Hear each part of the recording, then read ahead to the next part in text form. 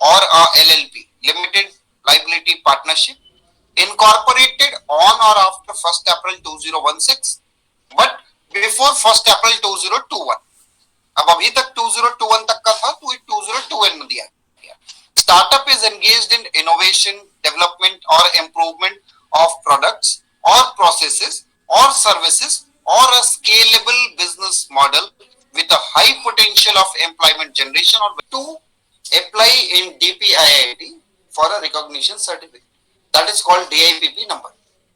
वो DIPP number आपको लेने के लिए अप्लाई करना होता है.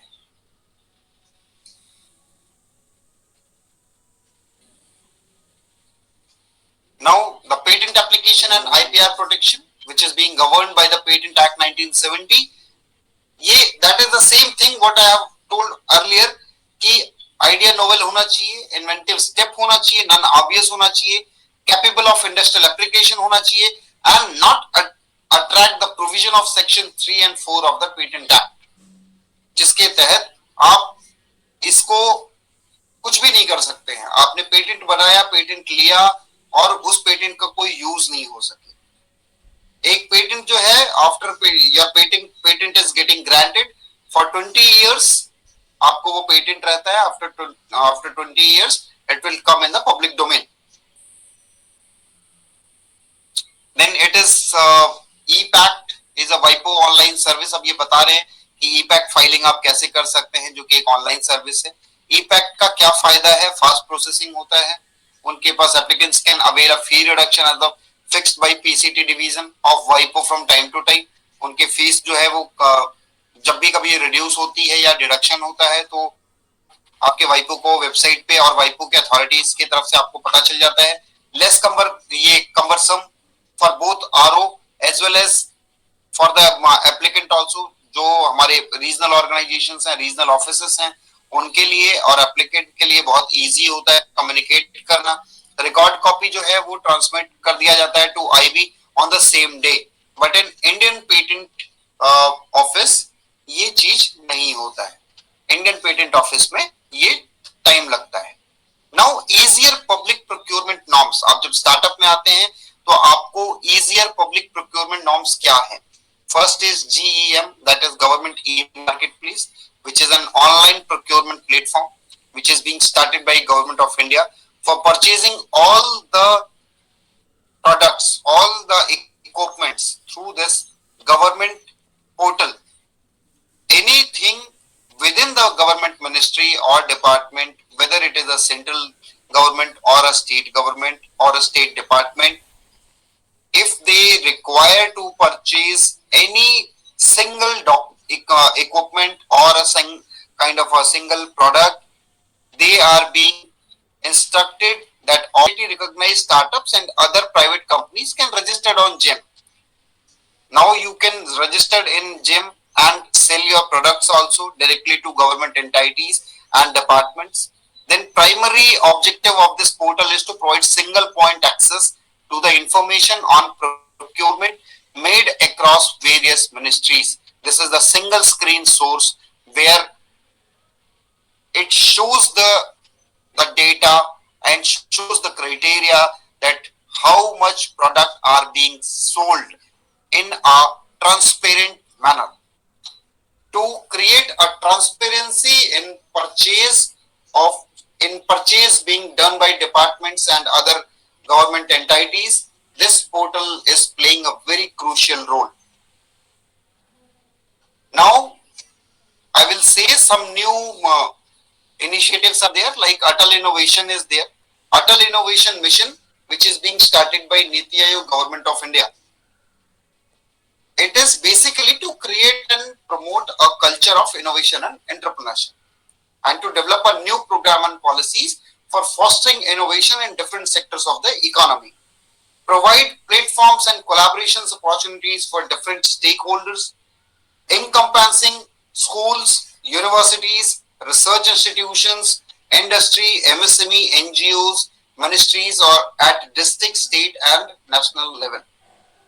Now, अब ये अटल इंक्यूबेशन सेंटर अटल इनोवेशन मिशन के अंदर आता है.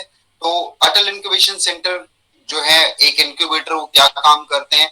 हमारे पास एक वाइड नेटवर्क है फॉर डोमेन एरिया, जो एक वर्ल्ड क्लास इंक्यूबेशन सेंटर बनाने के लिए हम जो सेक्टर्स हमारे पास आते हैं जैसे manufacturing, transport, energy, health, education, agriculture, water and sanitation, support and encourage innovative technology based startups that have an application and or impact in the core sectors of the economy with necessary guidance, tech support, infrastructure, access to investors, networking and facilitating a host of other resources that may be required for the startup to survive and scale.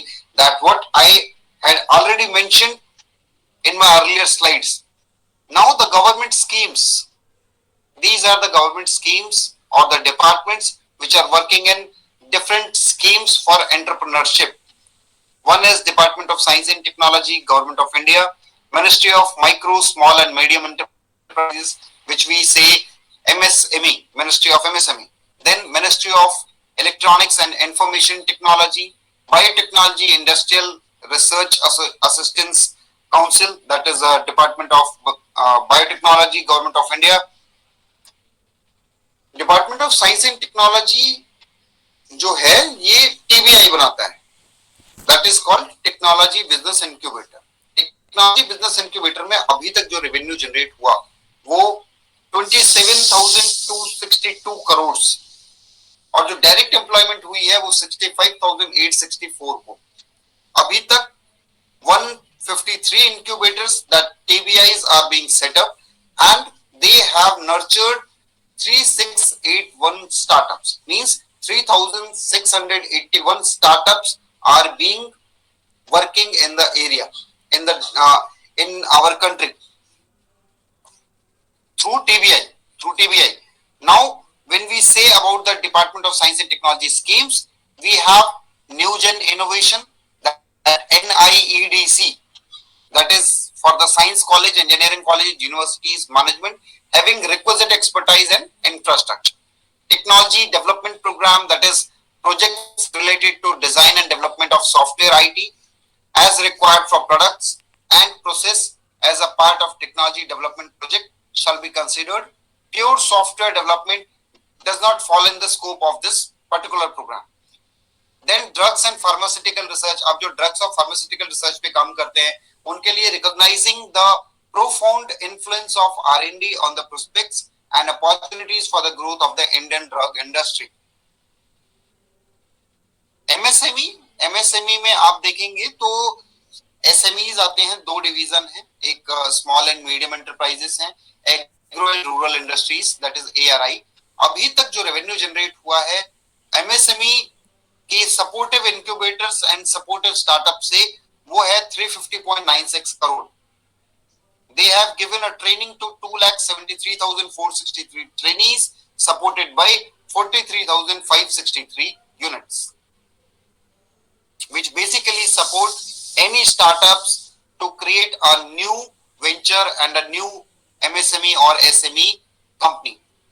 अभी MSME में जो schemes हैं, कोयर उद्यमी योजना, that credit link subsidy scheme for setting up coir units, जो कि 10 लाख तक का प्रोजेक्ट कॉस्ट देता है आपको, 25% का which shall not exceed 25% of the project cost जो बताया जाता है. Working capital will be not considered for subsidy. Second, raw material assistance scheme है आपकी, जो helping MSMEs by way of financing the purchase of raw material. This gives the opportunities to MSME to focus better on manufacturing quality. Now zero defect and zero effect certification scheme, कि जब भी आप कोई काम करते हैं तो उसमें जो है डिफेक्टिव जो वर्ड्स होता है कि कोई हमारा प्रोडक्ट डिफेक्टिव हो रहा है, वो डिफेक्ट ना हो, उसके लिए MSME ने zero defect and zero effect certification scheme शुरू किया. Now we will go for Ministry of IT, that Ministry of Electronics and Information Technology, which basically earned a revenue of 21,993 crores and have a direct and indirect employment of 1,17,685. This basically, I will recall the name, that is STPI, Software Technological Park of India, और जो Mighty Hub है, Ministry of Electronics and Information Technology Hub, these are the COEs and the centers which are being started by Ministry of Electronics and Information Technologies, Software Technology Park of India, which is being established in all the states of the country. Even Ranchi में भी है जो STPI park वहाँ पे बनाया गया है. That basically working as a COE to provide a data kind of a data center for the state. They are working as a data center of the state. Now this Ministry of Electronics and Information Technologies में जो schemes हैं, that is IPR awareness workshop, जो उनके जो mighty का Tide 2.0 Tide 1.0 उस scheme के तहत आपको जो IPR अवेयरनेस प्रोग्राम के लिए आप वहां पे अप्लाई कर सकते हो. सॉफ्टवेयर टेक्नोलॉजी पार्क जो मैंने आपको बताया वो आप स्कीम पे आ सकते हैं. Electronics hardware technology park scheme, आप उनसे आप मदद जो सपोर्ट आपको चाहिए आप सपोर्ट ले सकते हैं. Now this is BIRAC. अभी बायराक में क्या है, 3500 टोटल एम्प्लॉयमेंट जनरेट किया है इन्होंने. बायराक जो है schedule B not for profit section 8 company है, public sector enterprise which is being set up by department of biotechnology. और अभी उन्होंने एक बायोनेस्ट लॉन्च किया. BioNEST is a kind of a incubator which is supporting life science and biological transmission and biological sectorial works or startups which are being working in these domain, they can be supported in the incubator. Now this अब ये बायराक में जो schemes हैं, that is BIG, that is Biotechnology Ignition Grant, ये एक scheme है. Then BIPP is there, SIBRI is there, जो कि Small Business Innovation Research Initiative है, जिसमें SIBRI was first of its kind early stage innovation focused PPP initiative. PPP means Public Private Partnership Initiative के तहत इसको शुरू किया गया था. फिर से खुश भी नहीं होते थे. वो ये था कि अगर हमारे पास प्रोजेक्ट, हमें सेंट्रल गवर्नमेंट या स्टेट गवर्नमेंट हमें जो प्रोजेक्ट हमें अलोकेट किया जाता था 3 महीने के लिए, I am just giving an example, if it is being granted for 3 months, वो पर्टिकुलर प्रोजेक्ट 3 महीने की जगह पे वो अगले 3 साल तक चलता रहता था. तो उसकी जो फंडिंग्स हैं वो उसमें फंडिंग एक्सपेंस होता था, जिस वजह से फाइनेंशियली भी हम लोगों को बहुत ज्यादा प्रॉब्लम्स होती थी. तो गवर्नमेंट ने अभी एक पॉलिसी दिया, जो पॉलिसी ये कहता है कि short term, medium term and long term project को मिशन मोड प्रोजेक्ट के तहत चलाया जाए. How? By building a nurtured ecosystem that promotes research and innovation on the part of both individual and organisation. And the objective of this policy is to identify and address the strengths and weakness of the Indian STI ecosystem to catalyze socio-economic development of the country and also make the Indian STI ecosystem globally competitive. जब हम बात करते हैं कि socio-economic means जब हम time देख or it is the central government startups that they should come with an idea. आप जिस वे में, आप जिस डोमेन एक्सपर्टाइज पे आप काम कर रहे हो, अगर उसमें आपके बिजनेस से कुछ भी ऐसा चीज आता है जो कि आपके सोसाइटी को हेल्प करता है, then you should come forward. Like अभी ऑक्सीजन कंसंट्रेटर बनाने की बात आई कि ऑक्सीजन कंसंट्रेटर बनाना है या ऑक्सीजन सिलेंडर्स कैसे प्रोवाइड करना है, उसके लॉजिस्टिक मोड्स कैसे प्रोवाइड करना है. Then to create a portal where it will show that what is the availability of oxygen cylinders और आईसीयू बेड्स और ventilators beds in the hospitals of the state. तो government ने ये अर्ज किया सारे स्टार्टअप्स को कि अगर आप ये पोर्टल बना सकते हैं और you can just design a cumulative way where it can give a benefit to society. So all the startups are now working in this area also. So socio-economic मतलब आपके सामाजिक और आर्थिक उत्थान दोनों एक साथ होता है. किसी का भी आर्थिक उत्थान तभी होता है जब आपका सामाजिक उत्थान होता है. जब आपका जो सोसाइटियल आप ग्रोथ करोगे तभी आपका फाइनेंशियल ग्रोथ होगा. सोसाइटल ग्रोथ का मतलब आपने कुछ आइडिया लिया, कुछ टेक्नोलॉजी पे आप काम कर रहे हो, अगर वो टेक्नोलॉजी आपके 5 लोग को समझ में नहीं आता है तो वो बिजनेस नहीं चलेगा.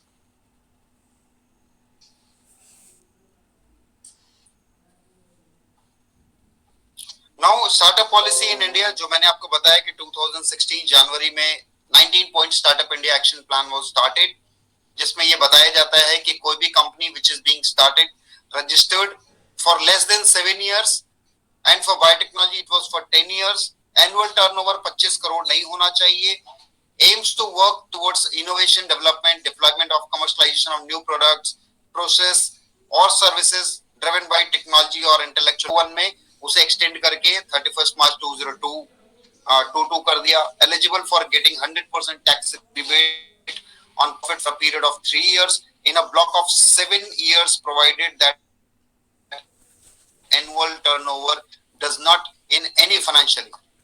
लॉन्ग टर्म कैपिटल गेन्स क्या है? आपके new section 54E startup to exempt their tax on a long term capital gain, maximum amount which is 50 lakhs and invested in the specific, they can go for a practical way out and practical trainings instead of going in a theoretical way. पहला चीज. दूसरा चीज कि we have to work or teach our students the traditional methodology which was being left out sometimes years back. तो वो हम अपने जो स्टूडेंट्स हैं उनको हम ये चीज सिखाएं कि जो ट्रेडिशनल मेथोडोलॉजी क्या है. Like they now government has started to implement the existence of Sanskrit instead of going in a English format. जो नेशनल एजुकेशन पॉलिसी कहती है कि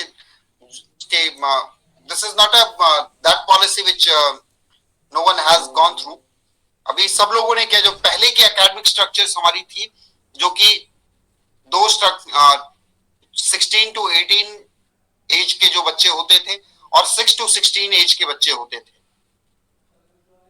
जिन्हें हम सेकेंडरी, मिडिल, प्रिपरेटरी और फाउंडेशन, अब जो हमने दिया, अब वो फाउंडेशन हम दे रहे हैं जो कि classes 1 and 2 as 6 to 8, then classes 3 to 5 that age 8 to 11 they are in the preparatory area. Now classes 6 to 8, 11 to 14 that in middle, and secondary is 9 to 12 that is 14 to 18. तो ये एक नया structure बनाया गया कि अब इसी structure पे बच्चों को हमें उनके फाउंडेशंस को स्ट्रॉन्ग करना है. अब मैं जो बात बता रहा हूं that is called the MSME classification, because MSME की भी बात हमने की. तो revised classification which was applicable with effective from 1st July 2020 which said कि माइक्रो, स्मॉल और मीडियम क्या है. माइक्रो मींस जिसका एनुअल टर्नओवर 5 करोड़ होता है, जिसके पास इन्वेस्टमेंट है P&M का 1 करोड़ का, 1 करोड़ से कम का है. जिस सेकंड में जब स्मॉल पे जाते हैं तो 10 करोड़ से कम का उसका जो P&M इन्वेस्टमेंट होगा और 50 करोड़ से कम उसका एनुअल टर्नओवर होगा. और मीडियम में हम जाएंगे तो 250 से ऊपर का उसका टर्नओवर आना चाहिए, 50 करोड़ से ऊपर उसका इन्वेस्टमेंट आना चाहिए. इसमें उद्योग आधार को इनकरेज करने की बात आती है कि अर्ली स्टेज सपोर्ट, जो आत्मनिर्भर की बात हुई कि आत्मनिर्भर भारत बनाना है, तो एमएसएमई उद्योग आधार जो है आपको बहुत सपोर्ट करता है. ये आपकी पेंडिंग पेमेंट रिकवरी भी एमएसएमई के तहत है कि जब आप कोई भी टेंडर के थ्रू या जब आप किसी भी तरीके से अगर आप काम करते हैं तो विद इन 45 डेज आपकी सारा पेमेंट उस स्टार्टअप को कर दिया जाता है. अगर आप स्टार्टअप में हैं तो with in 45 days your all tender value, जो भी आपने काम किया है, आपके बिल का पूरा निस्तारण कर दिया जाता है. अभी एमएसएमई के जो सपोर्टिव इंक्यूबेटर्स हैं, क्या सपोर्ट उनको मिलेगा? तो बिजनेस आइडियाज जो है एमएसएमई के लिए, जो कि अपने बिजनेस इंक्यूबेटर्स में वो एक ऑर्गेनाइजेशन या फिर एक इंडस्ट्रियल इनपुट्स अपना बनाना चाहते हैं. अनटैप्ड क्रिएटिविटी, ऐसी जगह पे जहां पे कि जो क्रिएटिविटी को अनछुआ जिसे हम कहते हैं, कि जिसे अभी तक लोगों ने छुआ नहीं था, ये सोच के कि नहीं इसमें बहुत सारा पैसे की आवश्यकता लगेगी या इसमें बहुत दिक्कत होगा, इसमें हमें जो है मैन पावर जो है बिल्कुल स्किल्ड मैन पावर लेके आना पड़ेगा. उन जगहों को अगर हम छूते हैं, जो इंडस्ट्रीज अगर उन जगहों को टच करके और वहां से वो आइडिया लेके आती है और उस पर एक बिजनेस बनाती है, तो वो एमएसएमई के इंक्यूबेटर्स में सपोर्ट उनको मिल सकता है. अब इंक्यूबेशन फैसिलिटी में इनमें भी वही सपोर्ट मिलता है जो आपको एआईसी, अटल इंक्यूबेशन सेंटर या फिर टीबीआईज में मिलता है. Now the financial support is grant in aid आपको मिलता है 1 करोड़ तक का, इंस्टॉलेशन कैपिटल आपको 1 करोड़ का मिलता है, और सीड फंड आपको 15 लाख का मिलता है। तो जब आप एक स्टार्टअप है जो एमएसएमई से रिकॉग्नाइज हुआ है और वो एमएसएमई से रिकॉग्नाइज होकर एमएसएमई के इनक्यूबेटर में जाता है, तो उसे फाइनेंशियल सपोर्ट के तहत 1 करोड़ का ग्रांट मिलता है। इंस्टॉलेशन कैपिटल जो कि आपका 1 करोड़ का P&M मशीनरी आप लगाते हो उसका आपको फंड सपोर्ट मिलता है, और सीड कैपिटल जो है आपको 15 लाख तक की सीड कैपिटल मिलती है आपको। नाउ अब ये सारे बेनिफिट्स क्या क्या हैं कि 99% of startup will fall under new definition of MSME, 15% import subsidy on fully automatic machinery, low interest rate है, गेटिंग गवर्नमेंट टेंडर है, easy to get licenses, approval and registration irrespective of field business है, compensation of ISO certification है, free loans है, आपको 200 करोड़ तक का domestic global tendering करने की जरूरत नहीं है। अब सारे जो गवर्नमेंट एजेंसीज हैं वो टिल 200 करोड़ तक के ऑर्डर्स आपको खुद देंगे। Exemption under direct tax law है, टैरिफ सब्सिडी है and tax capital subsidies. So in all my slides which I will say that when we are encouraging our students that they should come forward to work as a post Covid की बात हम करें कि Covid के बाद क्या क्या चीज मिलेगा, तो 2020 में जब ये कोविड आया, जब ये डायग्नोस किया गया कि कोविड 19 वायरस वाज डायग्नोस, ये एमएसएमई के जो मैंने आपको बताया कि जो एमएसएमई के जो रेगुलेशंस आए हैं वो 2020 में आए, जो पोस्ट कोविड कहा जाता है। जो हमने स्टार्टअप इंडिया पॉलिसीज में जो चेंज किया वो हमने 2020 में किया। तो ये सारी चीजें जो है पोस्ट कोविड चेंज होती हैं, और इसीलिए क्योंकि इन चीजों को ध्यान में रख के कि जो भी इंडस्ट्रियल आउटपुट आ रहा है या जो इंडस्ट्रियल को सपोर्ट कर रहे हैं जो स्टार्टअप्स, वो किस तरीके से हमारे इंक्यूबेटर्स के थ्रू जो है मार्केट में खुद को लॉन्च करते हैं और अपने आप को एक सक्सेसफुल वेंचर बनाने में आगे आते हैं। That all from my side. I will say thank you to all.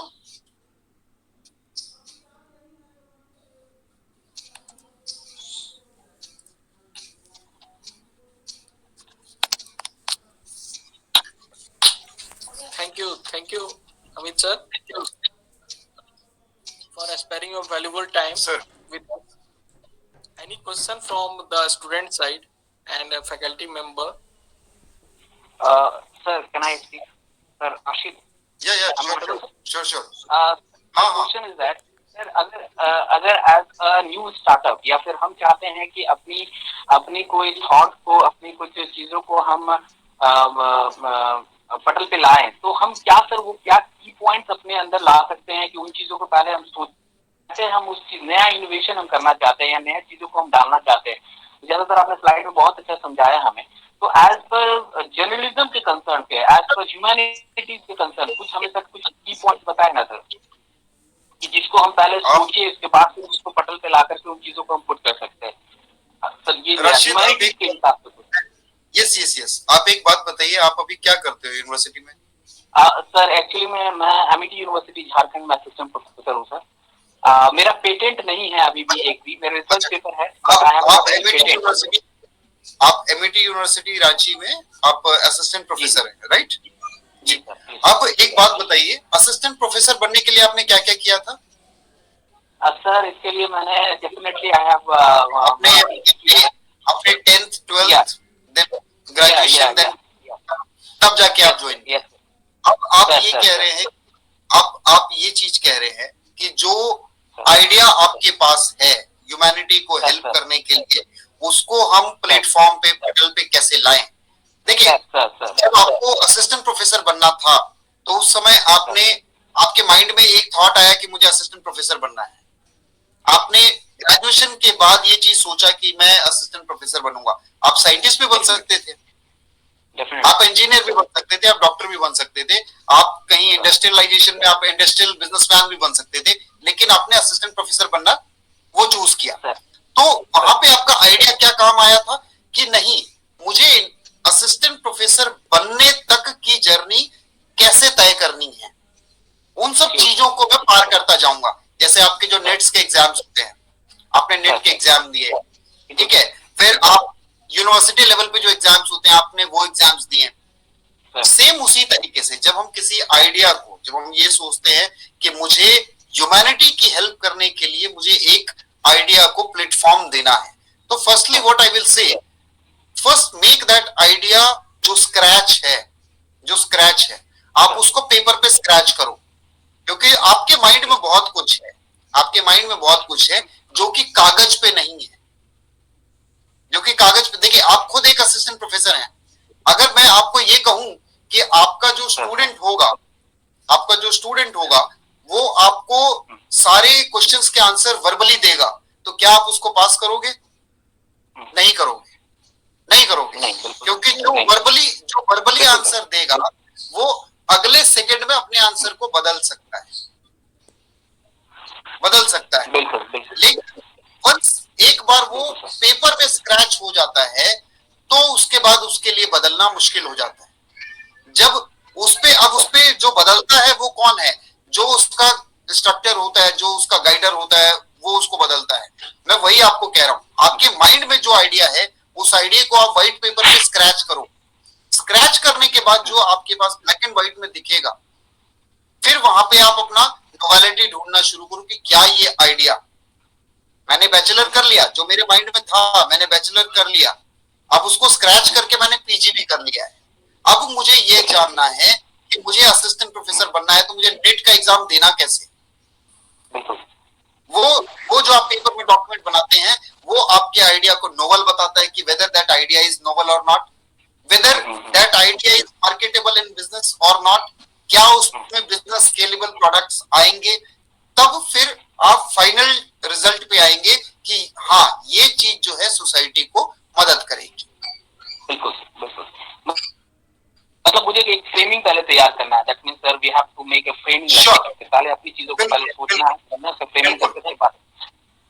देखिए मैक्सिमम जो स्टार्टअप्स है, मैक्सिमम स्टार्टअप्स जो हैं वो आपके फेल तभी होते हैं because they don't have a timeline framing with them.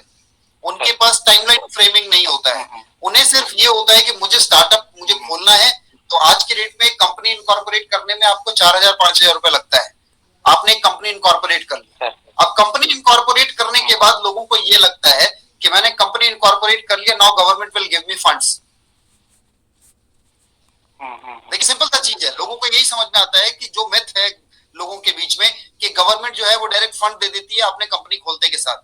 जैसे मैंने आपको बताया प्राइवेट लिमिटेड कंपनी बनानी है या फिर एलएलपी बनानी है या पार्टनरशिप में कंपनी बनानी है, आपने कंपनी खोला और आप ये सोच रहे हैं कि गवर्नमेंट आपको फंड करेगा, नहीं करेगा। गवर्नमेंट आपको फंड नहीं करेगा, गवर्नमेंट आपको फंड ये जो सर आपने कहा था पेटेंट में, सर आपने कहा था कि 20 साल तक आपका पेटेंट रहेगा, उसके बाद गवर्नमेंट इसको टेक ओवर कर लेती है। एक आपका गवर्नमेंट नहीं करती है,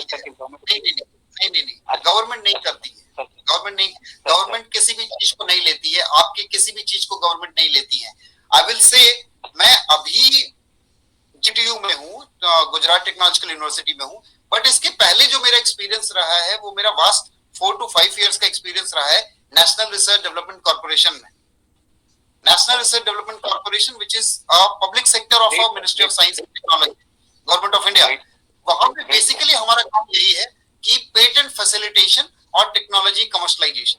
आप कैसे पेटेंट फाइल करते हो, तो पेटेंट आपका जो 20 years की जो ग्रांट होती है, आपका पेटेंट अगर 2021 में मिला तो टिल 20 years वो पेटेंट का नाम आप ही के नाम पे रहेगा कि राशिद इकबाल सिद्दीकी जो है वो उस पेटेंट के होल्डर है। लेकिन 2021 से 20 years के बाद जैसी 20 आपका 41 आ जाता है, 41 के बाद 42 में वो पब्लिक डोमेन में हो जाता है। पब्लिक डोमेन में पेटेंट जाने का मतलब है कि अगर हरिलाल यादव जी उस पेटेंट को ले लेते हैं, मतलब उस आइडिया पे काम करने लगते हैं, तो आप उनको नहीं क्वेश्चन कर सकते कि भैया ये तुमने क्यों किया। उसके पहले कोई भी आपके आइडिया को अगर यूज करता है तो आप उसको क्वेश्चन कर सकते हो। They will pay you kind of a royalty, और जो भी आप उनसे जो भी आप मिटिगेशंस आप रखेंगे वो आपको मिलेगा उससे। बट आफ्टर 20 years पेटेंट करने से पहले तो पेटेंट करने के बाद we have to give copyright भी हमें लेना होगा सर, जो भी मेरा पेटेंट होगा उसके लिए कॉपीराइट भी कराना होगा मुझे डेफिनेटली। देखिए देखिए पेटेंट अलग है, कॉपीराइट अलग है, ट्रेडमार्क अलग है। Okay okay, yes. Patent idea को मिलता है, पेटेंट आइडिया को मिलता है। अब समझिए आप आइडिया क्या है। मुझे दिल्ली से रांची आना है, ठीक है। आने का तरीका बाय फ्लाइट या बाय ट्रेन या बाय बस या बाय ओन कन्वेंस है। जो तरीका है, जो तरीका है, या बाय फ्लाइट आ रहा हूं, या ट्रेन आ रहा हूं, या बाय बस आ रहा हूं, या बाय ओन कन्वेंस, जो तरीका है that can be patented. Okay okay, ठीक है, वो आइडिया है, वो आइडिया है कि that can be patented, idea can be patented. ठीक है। अब कॉपीराइट किसको होगा कि मैं जब भी दिल्ली से रांची आऊंगा तो मैं बाय फ्लाइट ही आऊंगा, तो वो उसका मैं कॉपीराइट ले लेता हूं कि मैं जब भी दिल्ली से रांची आऊंगा तो वो कॉपीराइट है मेरे पास उस चीज का कि मैं ही आ सकता हूं दिल्ली से रांची, जब भी आऊंगा तो बाय फ्लाइट आऊंगा, वो कॉपीराइट हो गया। अब ट्रेडमार्क क्या है कि जब भी मैं दिल्ली से रांची आऊंगा तो मैं एयर इंडिया की फ्लाइट में आऊंगा। अब वो एयर इंडिया के फ्लाइट में आऊंगा, वो ट्रेडमार्क है। आई होप आपको समझ में आ गया कि मैं तीन अलग अलग चीजें हैं ये। बिल्कुल सर, बिल्कुल सर। अब चौथा जो thank you so much sir. Fourth जो चीज है वो है जीआई। बहुत क्लियर किया sir, thank you. Yes sir, yes sir. Fourth जो चीज होता है वो जीआई है, दैट इज ज्योग्राफिकल इंडिकेशन। अब देखिए आप जब झारखंड में है, रांची में है, तो रांची में ज्योग्राफिकल इंडिकेशन आपको क्या मिलता है? आप जब बात करते हैं पहाड़ी मंदिर का, नहीं पहाड़ी मंदिर, जब आप बोलते हैं पहाड़ी मंदिर तो आपको रांची में ही मिलेगा। पहाड़ी मंदिर को आप जो है जीआई में ले सकते हो। जो पहाड़ी मंदिर है, दैट पर्टिकुलर वर्ड पहाड़ी मंदिर, उसको आप जीआई में ले सकते हैं। वो इसलिए कि जो वहीं पे बन रहा है। जीआई का अर्थात है कि जो जिस जगह पे, जिस रीजन पे वो चीज बनाया जाता है, उस चीज का प्रोडक्शन होता है, हम उसको जीआई सर्टिफिकेशन दे देते हैं। आई होप आप कन्विंस हुए हो। Any another question by anyone? Sir Okay. Okay, या एनीवन एल्स? सर मेरा एक इशू था, अगर मान लीजिए कोई स्टार्टअप मैंने स्टार्ट किया, अगर वो सक्सेसफुल नहीं हुआ, अगर वो फेल हो गया, तो उसके बाद क्या होता है? आप क्या करते हैं रवि? सर मैं अभी स्टूडेंट हूँ। बहुत अच्छे। किस चीज में स्टूडेंट हैं आप? Mechanical branch. मैकेनिकल ब्रांच, मतलब बीटेक कर रहे हैं? बीटेक की एमटेक? एमटेक कर रहे हैं। अच्छा, बीटेक कर रहे हैं। कौन से ईयर में हैं आप अभी? फाइनल ईयर में। रवि एक बात बताइए, अगर आप 10th का मैट्रिक का एग्जाम फेल कर जाते तो आप क्या करते? उसको रीअपियर करेंगे। आपको आंसर मिला आपके क्वेश्चन का? आपने खुद दिया आंसर। आपका स्टार्टअप फेल कर रहा है तो आप क्या करोगे? आपका स्टार्टअप फेल कर रहा है, आप क्या करोगे? एफर्ट लगाओगे ना दोबारा से। हाँ, एफर्ट लगाऊंगा तो वही लगाओगे। मैं आपको बता रहा हूँ, एफर्ट कहाँ लगाओगे? अगर आप मैट्रिक में फेल हो रहे थे, मैट्रिक में आप फेल हो रहे थे, तो जिस सब्जेक्ट में फेल हो रहे थे आप उस सब्जेक्ट में एफर्ट लगा रहे थे, तब आपने रीअपियर किया ना। वीकनेसेस पे काम करूंगा और उससे स्ट्रॉन्ग करके फिर दोबारा फेल करूंगा। देखिए ये चीज का मिथ जो है बहुत लोगों में है कि जब हम स्टार्टअप बना लेते हैं तो गवर्नमेंट लाइबल हो जाती है आपको मदद करने के लिए। अगर मेरा स्टार्टअप फेल कर रहा है तो गवर्नमेंट लाइबल है कि गवर्नमेंट ने ये पॉलिसी दिया तो गवर्नमेंट लाइबल हो गया कि अभी मेरी स्टार्टअप फेल हो रही है, तो दैट मीन्स कि गवर्नमेंट की अब ये ड्यूटी हो गई, वो मुझे जो है इसमें सक्सेसफुल बनाए। गवर्नमेंट की ड्यूटी नहीं है। आपको अपना वो पर्टिकुलर चीज कि आप कैसे फेल हो रहे हैं वो चीज समझना पड़ेगा। आइदर आपका बिजनेस प्लान नहीं प्रॉपर है, आपका प्रोडक्ट जो है वो मार्केट में नहीं आ सकता है। देखो सिंपल से मैं आपको एक एग्जांपल दे रहा हूं। अभी बाथिंग सोप यूज करते हो ना नहाने के लिए, कौन सा यूज करते हो? डिटॉल, मार्गो, हाँ, मार्गो मार्गो, डिटॉल, हमाम, यही ना? हाँ सर। मैं अब आपको बताता हूँ, मैं आपको एक नाम बताता हूँ, नीमा रोज का नाम सुना है? नहीं सर। गूगल करके देखिएगा, नीमा रोज भी एक साबुन आता था। अभी भी आती है। देखिए, अभी किसी ने बताया, आशीष जी ने बताया कि अभी भी आता है। अभी पता है आपको वो नीमा रोज क्या था? नीमा रोज आया, गोदरेज नंबर 1 आया, वो भी एक साबुन आया है। ये जो सारे साबुन हैं, ये जो सोप है, बाथिंग सोप है, ये लक्स के वेरिएंट थे, ये लक्स के कंपटीटर थे, लक्स के जैसा ही आता था, लेकिन आज ये मार्केट में नहीं है कहीं भी। Similar type, same idea which is getting replicated in the market are not getting successful. अगर आपका स्टार्टअप उसी आइडिया पे है जिस आइडिया पे ऑलरेडी मार्केट में स्टार्टअप्स चल रहे हैं, कंपनी चल रही है, तो आप फेल करोगे। तो सबसे पहले आपको अपना जो बिजनेस आइडिया है वो देखना होगा कि मेरा बिजनेस प्लान है क्या, मैं कैसे लेके आऊंगा। दूसरा चीज कि ये पैसे का जो आदान प्रदान होता है, जिसे हम कहते हैं कि रेवेन्यू जनरेशन प्लान, आपका रेवेन्यू प्लान क्या है? दैट मींस पैसा यहां से आया और खर्च कैसे करोगे। मैंने आपको सपोज करो 1 करोड़ का ग्रांट दिया, आप खर्च कैसे करोगे? आपके पास जब एक प्रॉपर बिजनेस प्लान नहीं है, आपके पास एक प्रॉपर मार्केटेबल स्ट्रेटेजी नहीं है, आपके पास एक प्रॉपर टीम नहीं है, कॉम्पिटिटिव टीम नहीं है, तो आप उस 1 करोड़ को खर्च कैसे करोगे? तब तो आप खर्च नहीं करोगे, वो पड़ा रहेगा आपके पास। और जब वो पड़ा रहेगा आपके पास, तो दैट मींस वो यूटिलाइज नहीं होगा। तो इससे बेटर है कि हम उस स्टार्टअप को दें जो उसे यूज करेगा। तो जब हम इस पे चलते हैं, जब ये सब कमियां हमारे में होती हैं, तब भी हमारा स्टार्टअप फेल होता है। वैसे बेसिकली आपका आइडिया क्या है? आपके कौन से आइडिया पे आप स्टार्टअप करना चाह रहे हैं?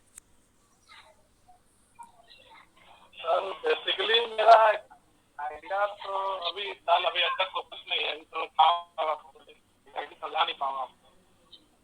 अच्छा, ओके। ये भी एक कमी है, पता है? ये देखिए, ये भी मैं आपको बता रहा हूँ, ये भी एक कमी है। हम लोग ना, बहुत लोगों को, हमारे अंदर एक हेजिटेशन होती है कि हम अपना आइडिया किसी के साथ शेयर नहीं करते। हमें ये डर होता है कि मैंने अगर इसे आइडिया बता दिया, वो आइडिया खुद वो यूज करके बना लेगा। उसका जवाब मैं यही देता हूँ, आप अपनी चीजों को, जब तक आप अपने आइडिया को नहीं, मैं आपको बता दूं, मैं आपका नाम लेके नहीं बोल रहा हूँ, ये जनरल वे है, ये लोगों की मेंटालिटी है कि हम अपना आइडिया किसी को ना बताएं, so that they can not copy it. तो उसके लिए मैं आपको बताता हूं कि आप जो फैसिलिटेटर हैं, जब तक आप उनको नहीं बताओगे, वो आपको हेल्प नहीं करेंगे। So you have to make a difference and differentiate among the person who are going to set up a company or a person who is going to support an individual to set up a company.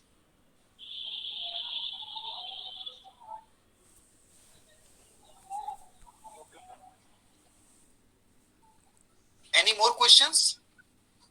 Sir, Kameshwar Kumar, PhD in mechanical engineering student हूँ। जी sir. आवाज आ रही है sir?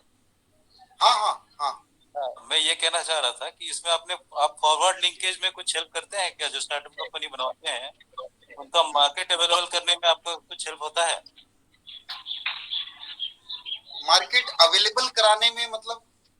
जैसे कि कोई product बना रहा है, उसका मार्केट भी तो उसका चाहिए। जैसे जो साबुन बनाया, साबुन के लिए मार्केट होना चाहिए, तभी प्रोडक्ट चलेगा या फिर उसकी कंपनी चलेगी। नहीं, तो आप एक बात बताओ, क्या साबुन बनाने के लिए आपको गवर्नमेंट ने कहा कि आप साबुन बना लो? आप पीएचडी कर रहे हैं कामेश्वर जी, आप पीएचडी कर रहे हैं ना?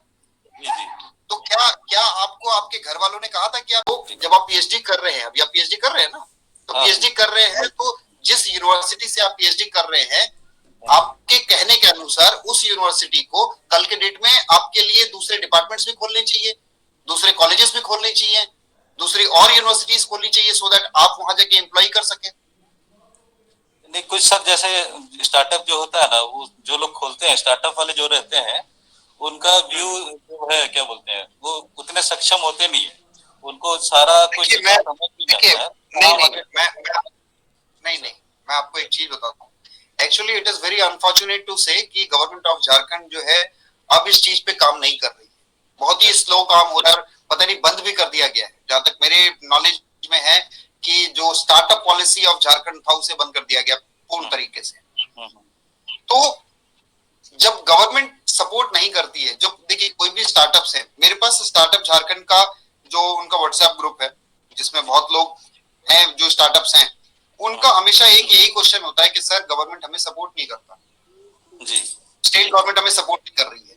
आपको सिर्फ ये समझना है कि स्टेट गवर्नमेंट आपको सपोर्ट क्या नहीं कर रही है। अच्छा। आपने एक कंपनी बनाया, उस कंपनी को आपने इम्पैनल कराया, ठीक है। अब कंपनी बनाने के बाद जब आप कंपनी बनाते हो, जब आप एक कंपनी खोलते हो, तो आपके पास उसका पूरा लेखा जोखा होता है, ये कंपनी अगले 3 साल तक क्या करेगी।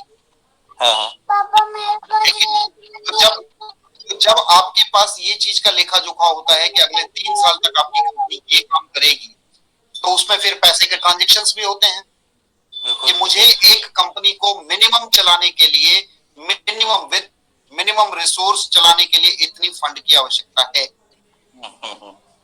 ये आपको पता होता है कि नहीं। जब आप अपने आप को पिच करते हो, जब आप अपने आप को पिच करते हो तो यही चीज बताते हो कि मुझे एक मिनिमम इतना पैसा चाहिए। देखिए सिंपल सा, मैं आपको, ये बहुत कॉम्प्लेक्स हो जाएगा चीज समझने में, मैं आपको सिंपल सा चीज समझाता हूँ। आप एज अ स्टूडेंट हैं, अभी एज अ स्टूडेंट तो आपका जो भी मंथली खर्चा होता है, ठीक है, आपका जो भी मंथली खर्चा होता है, आप अपने पिताजी को एक अप्रोक्सीमेट अमाउंट ही बताते होंगे ना, 10 से 15,000 रुपए महीने का खर्च होता है कि नहीं। आप ऐसा तो नहीं बता देते ना कि नहीं मुझे एक महीने में 2 लाख रुपए खर्च हो रहा है, ठीक है। अब दूसरा चीज आपको अगर 10 to 15,000 का अगर आपको दिया जाता है, तो ये आपकी इनिशियल कॉस्टनेस होती है कि उस 10 to 15,000 में मैं कैसे मिनिमम रिसोर्स में, मतलब मिनिमम पैसा खर्च किए हुए अपना पूरा महीना निकाल दूं, सो दैट कल के डेट में अगर पिताजी मुझे 10,000 रुपए और देते हैं तो मेरे पास 5,000 एक्स्ट्रा पड़ा रहे। होता है ना यही चीज। तो कंपनी में यही होता है। बहुत लोगों में ये मिथ होता है कि, जो मैं बार बार कह रहा हूं, कि गवर्नमेंट आपको सपोर्ट करेगी, गवर्नमेंट आपको पैसा देगी, गवर्नमेंट आपके लिए मार्केट बनाएगी। गवर्नमेंट एक हिसाब से आप देखें तो जो हेल्थ केयर सेक्टर और लाइफ साइंस सेक्टर के जो लोग थे, जो उसके स्टार्टअप्स थे, उनके लिए कोविड का टाइम तो बहुत अच्छा है। सही बात। कोविड-19 का टाइम तो बहुत अच्छा है। जो हेल्थ केयर में काम कर रहे थे, जो स्टार्टअप्स थे, जो हेल्थ केयर में आ रहे थे, उनके लिए तो बहुत बढ़िया था। बट आज के डेट में भी क्या स्टार्टअप आए क्या आगे? नहीं आए, आज भी नहीं आए। अब आप किसी को बोलो कि भाई आप इस टाइम पे भी आप यूज करो ना अपना चीज को, बनाओ अपने प्रोडक्ट और बेचो उसको, तो वो कहते हैं सर बनाने के लिए भी तो पैसे चाहिए।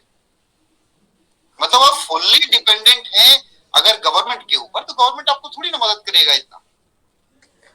नहीं, वो जैसे गवर्नमेंट स्कीम्स वगैरह आती है ना, बैंक के साथ पार्टनरशिप करके वो लोग पैसे, मतलब बहुत सारी स्कीम्स हैं सर, बहुत सारी स्कीम्स हैं। आप देखो मुद्रा योजना है अभी, जो प्रधानमंत्री मुद्रा लोन योजना है, वो क्या है? एमएसएमई भी है ना, उसमें भी दिया जाता है। बिल्कुल एमएसएमई में है, एमएसएमई में आपको पैसा मिलता है।